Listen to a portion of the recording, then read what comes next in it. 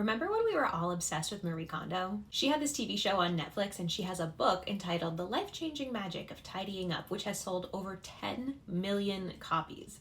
Well, it turns out we here in America, we're not just obsessed with Marie Kondo, we're low-key obsessed with everything Japanese. The US has been importing Japanese culture since the early 80s, and we're so obsessed with all things Japan that there's even a Wikipedia page about it. Nintendo released its first gaming system in the United States in 1985, and if you're a millennial such as myself, and you think back to some of your favorite childhood media properties, I bet they have their roots in Japan.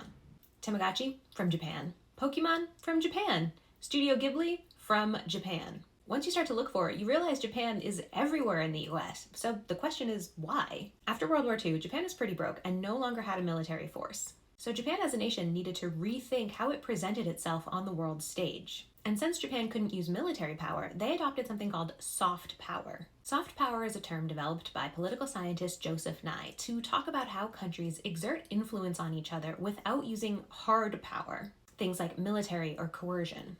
Rather, soft power is the idea of influencing others by getting them to think that you're really cool. And that's exactly what Japan has done in the United States over the last nearly 4 decades. All of this media that we are watching and buying and consuming that makes us think Japan is so cool and so advanced and so powerful, that is all soft power coming out of Japan.